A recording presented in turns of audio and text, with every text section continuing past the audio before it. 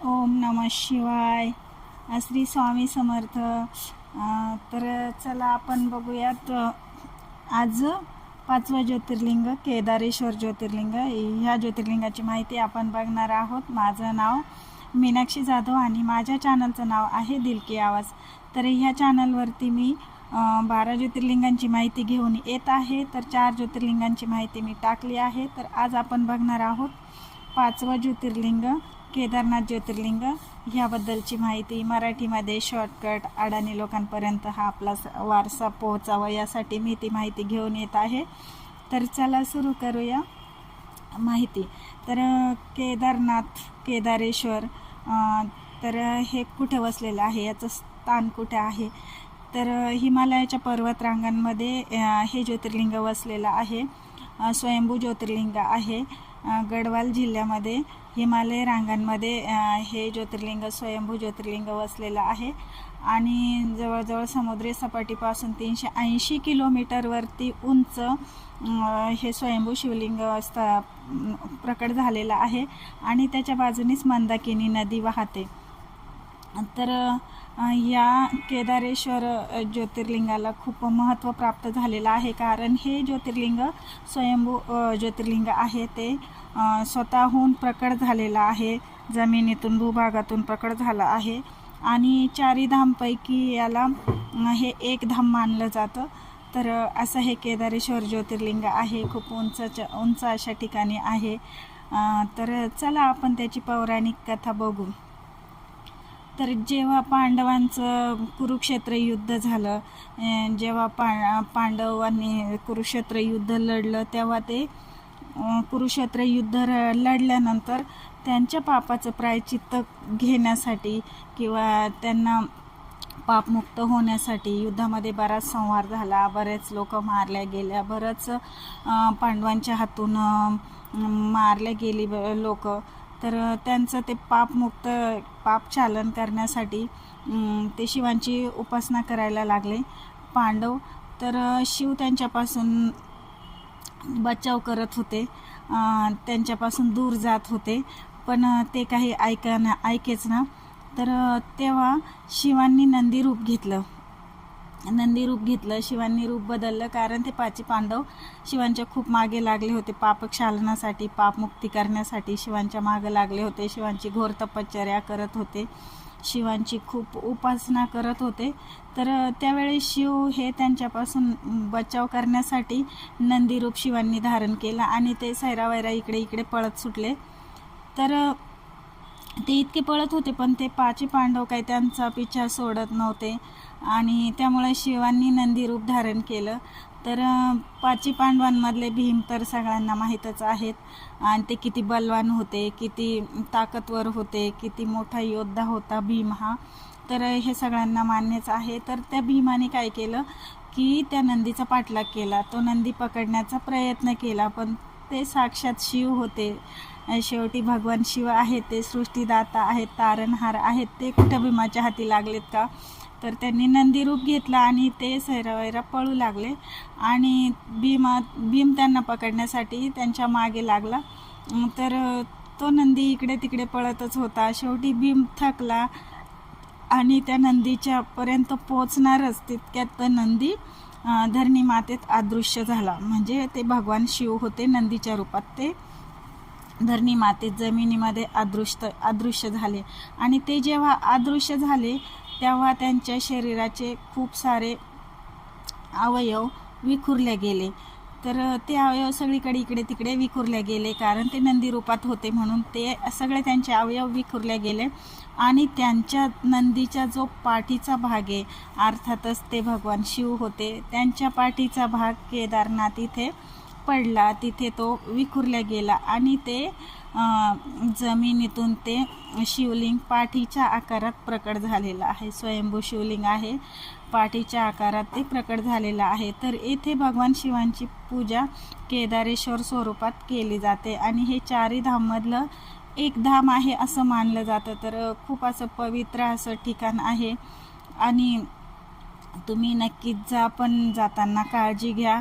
आणि जाणं ही सोपी गोष्ट नाही, खूप खर्चिक बाब आहे. सर्वसाधारण माणूससुद्धा पोचू शकत नाही, तर गोरगरीब जनतेचा विषयच येत नाही. तर त्यांच्यासाठी ही माहिती मी घेऊन येत आहे मराठीतून, की व्रतवैकल्य करतात, धार्मिक सण उत्सव सगळे साजरे करतात, पण त्यामागची कथा, त्यामागची पौराणिक कथा त्यांना माहीत नसते.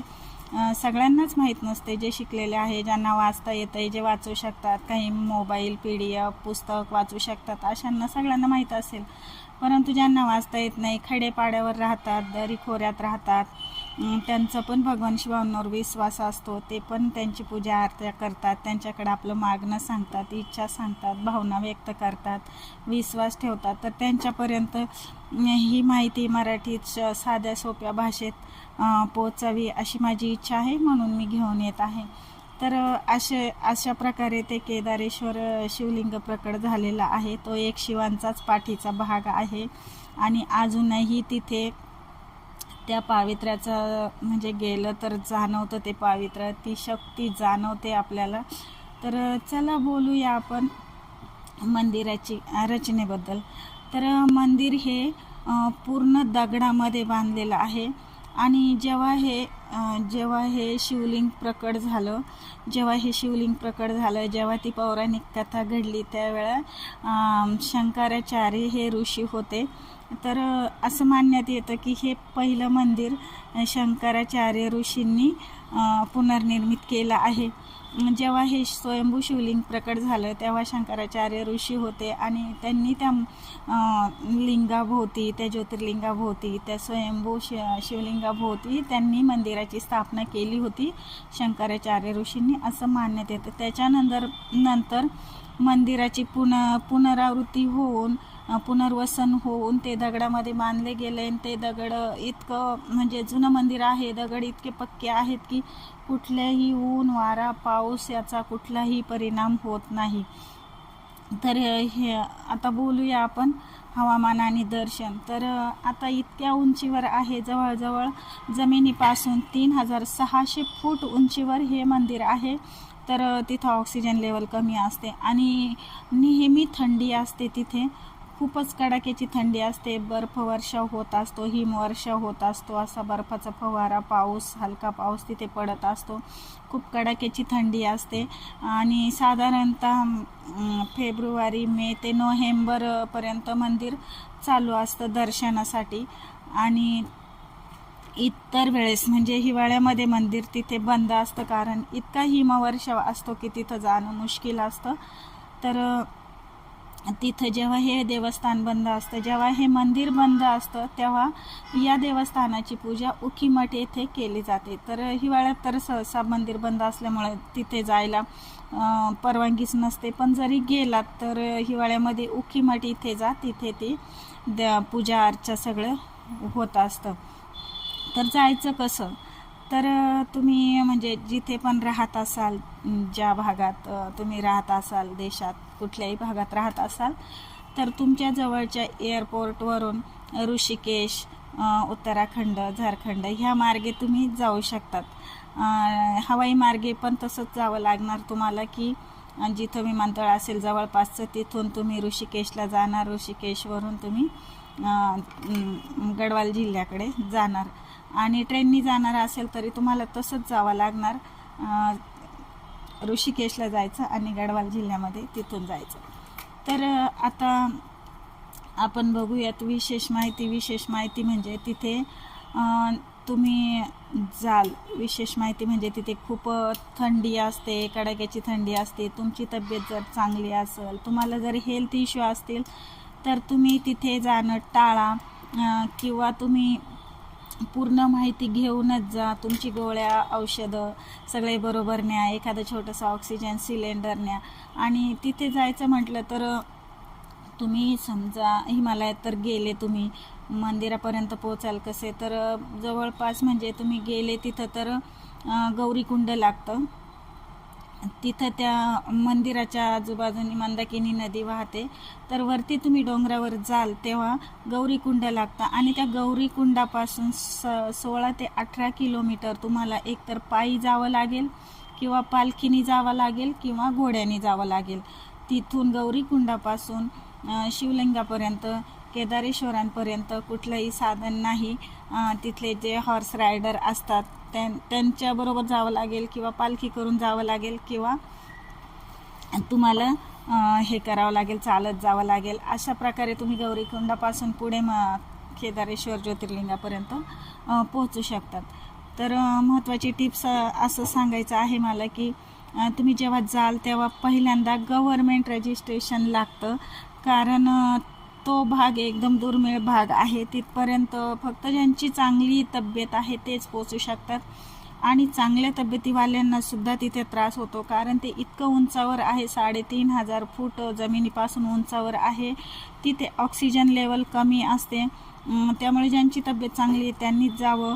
जाताना उबदार कपडे बरोबर घेऊन जावेत, गोळ्या औषधं घेऊन जावेत, आपले जे काही महत्त्वाचे ड्रग चालू असतील, औषधं चालू असेल तर ते घेऊन जावा. आणि दुसरी गोष्ट, सरकारी गव्हर्मेंटचं रजिस्ट्रेशन करूनच जावं लागतं. तर गव्हर्मेंटचं रजिस्ट्रेशन करा. जेव्हा तुम्ही रजिस्ट्रेशन करता तेव्हा त्यात सगळे ते हिस्ट्री विचारतातच, तुम्हाला कुठला आजार आहे का, तुम्हाला काही मेडिसिन चालू आहे का, तुमचं वय किती, तुम्हाला काही हेल्थ इश्यू आहे का, ते सगळं विचार करूनच मगच रजिस्ट्रेशन करतात. आणि जेव्हा तुम्ही तिथे जाल तर तिथे पण गव्हर्मेंट गायडन्स करणारे लोक आहेत, त्यांचे ऑफिस आहेत तिथं. तर सतर्क राहा, जेव्हा पण जाल सतर्क राहा. पूर्ण माहिती असल्याशिवाय पुढे जाऊ नका. त्यांचे तिथं ऑफिस आहेत, गव्हर्मेंटचे ऑफिस आहेत, त्यांचे बरेच ऑफिस आहेत. तिथं गायडन्स लोक बसलेले असाल, एखाद्या गाईडचं तुम्ही सल्ला घ्या. कोणाला सरकारी ज्या सेवा आहेत त्यांचा लाभ घ्या आणि व्यवस्थित रजिस्ट्रेशन करून संपूर्ण माहिती घेऊन मगच केदारेश्वर यात्रा सुरू करा. आणि माझी माहिती कशी वाटली नक्कीच सांगा. माझ्याकडनं काही राहिलं गेलं असेल सांगायचं तर माफ करा. मला जितकं माहिती आहे तितकं मी तुमच्यापर्यंत घेऊन आले. आणि माझी पण खूप इच्छा आहे केदारेश्वरला जायची, केदारनाथ ज्योतिर्लिंगाला जायची. तर असं हे स्वयंभू प्रकट झालेलं ज्योतिर्लिंग आहे. असं मानण्यात येतं की जे पण तिथं जाऊन दर्शन घेऊन येतात त्यांचं पापमुक्ती होती आणि त्यांना मोक्षप्राप्ती मिळते, त्यांना परत मनुष्य प्राण्याचा जन्म मिळतो. असं बोलतात की जे तिथं गेलेत त्यांच्या जीवनाचं सार्थक झालं, त्यांच्या जीवनाचं कल्याणच होतं आणि प्रत्यक्ष शिवबाबा तिथं बसलेले आहेत याची अनुभूती येते. जे पण लोक तिथे जातात त्यांचे अनुभव सांगतात. तर हे सांगतात का जे पण तिथं गेले तर त्या पवित्र आणि त्या धार्मिक ऊर्जेचा आपल्याला अनुभव येतो, धार्मिक ऊर्जेचा आपल्याला अनुभव. तर ही माहिती, केदारनाथ ज्योतिर्लिंगाची माहिती तुम्हाला कशी वाटली नक्की सांगा आणि शक्य होईल तितका व्हिडिओ शेअर करा, जेणेकरून गोरगरीब जनतेपर्यंत तो पोहोचल, अडाणी जनतेपर्यंत पोहोचल. तर इग्नोर करू नका, बघून न बघितल्यासारखं करू नका. आपला दैवी वारसा सगळीकडे पोहोचला पाहिजे ह्या हेतूने व्हिडिओ बनवत आहे. हिंदी डान्स, शॉर्ट, फालतू व्हिडिओ, डान्सिंगचे, रिमिक्सचे व्हिडिओ सगळे शेअर करतात, पण आपल्या दैवी वारसाचा व्हिडिओ नक्की शेअर करा. गरीब जनतेपर्यंत ही माहिती पाठवा. मला लाईक्स मिळाले पाहिजे किंवा मला कमेंट्स मिळाले पाहिजे किंवा मला अजून काही मिळालं पाहिजे, माझा असा मुळीच हेतू नाही. पण ही माहिती गोरगरीब जनतेपर्यंत पाठवा आणि कमेंटमध्ये हर हर महादेव नक्कीच लिहा. ओम नमः शिवाय, श्री स्वामी समर्थ. खूप आशा करते मी की तुम्ही हा व्हिडिओ नक्की शेअर कराल. आणि चला थांबते मी, तुमचा दिवस चांगला जावो हीच प्रभूंच्या चरणी प्रार्थना.